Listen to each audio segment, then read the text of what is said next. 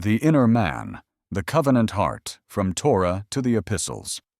The phrase inner man often stirs abstract, philosophical images inherited from Greek thought, where the human being is divided into visible body and invisible soul.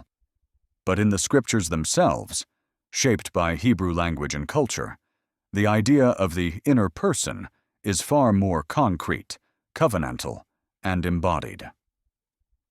It points to the heart tent, the inner chamber of a person, where Yahweh's covenant words are inscribed, where his breath dwells, and where the direction of a life is decided.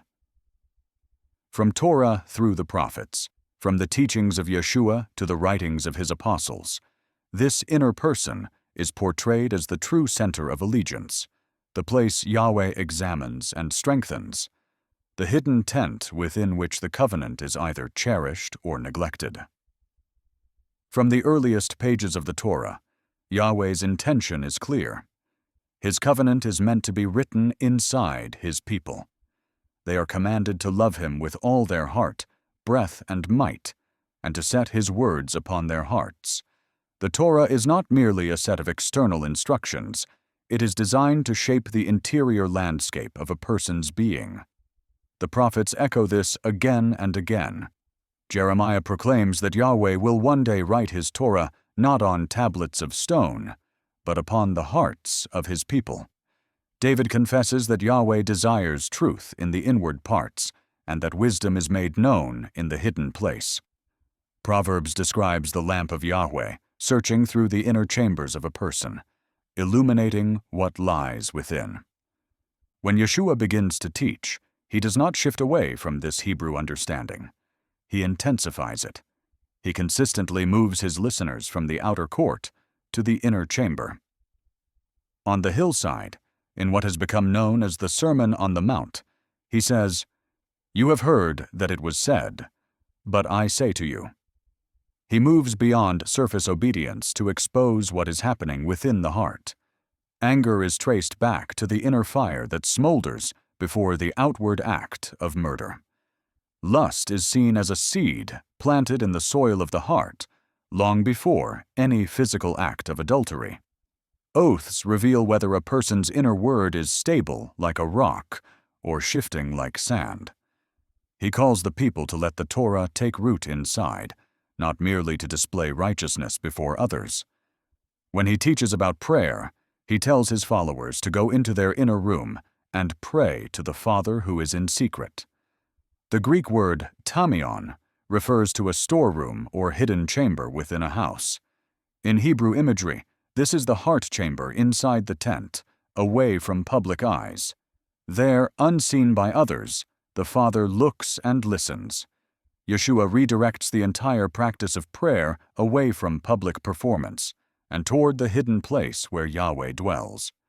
Later, through the parable of the sower, he describes the heart as soil and the word as seed.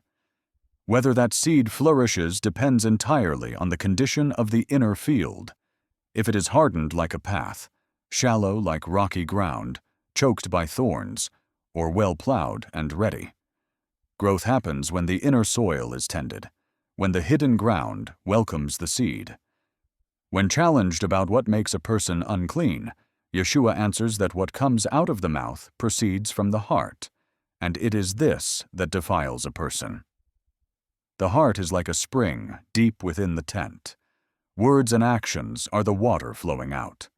If the inner source is corrupted, the entire stream is polluted.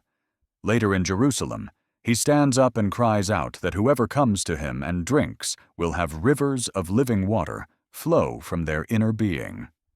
The imagery reaches its fullness here.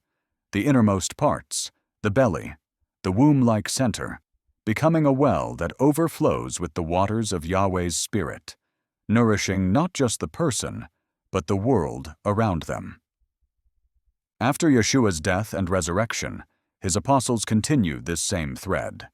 They use the phrase inner man to describe this renewed covenant core, not a philosophical soul, but the heart tent being strengthened and transformed.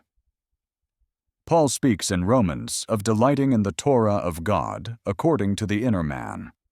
Here he identifies the inner person as the seat of true allegiance, even as old patterns in the body and community resist. In 2 Corinthians, he contrasts the outer man, which is wasting away, with the inner man, which is renewed day by day. The image depicts a lamp inside the tent being refilled with fresh oil in the morning and evening, just as the menorah in the tabernacle was tended to, daily. In Ephesians, Paul prays that believers would be strengthened with power through the Ruach in the inner man, so that the Messiah may dwell in their hearts. It is as if the tent poles of the heart are being firmed from within, making the inner dwelling stable enough for the Messiah to settle down and make it his home. In Galatians, he likens this inner transformation to a child being formed within a womb, yearning for the Messiah to be fully shaped inside them. To the Colossians, he writes of stripping off the old man like a weathered tent and putting on the new man, being renewed in the image of the Creator, a new tent pitched inside in perfect alignment with Yahweh's original design.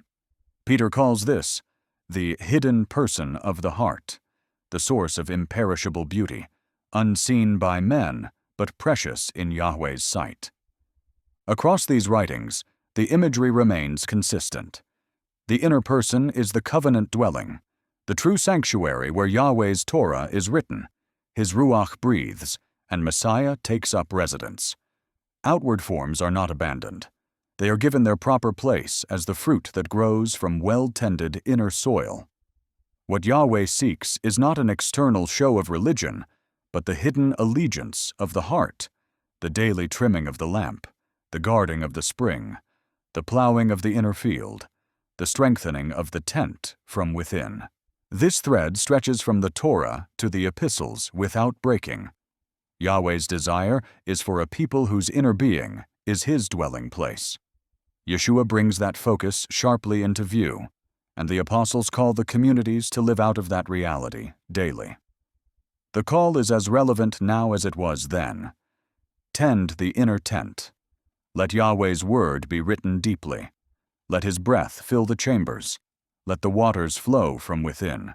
Strengthen the poles. Trim the lamp.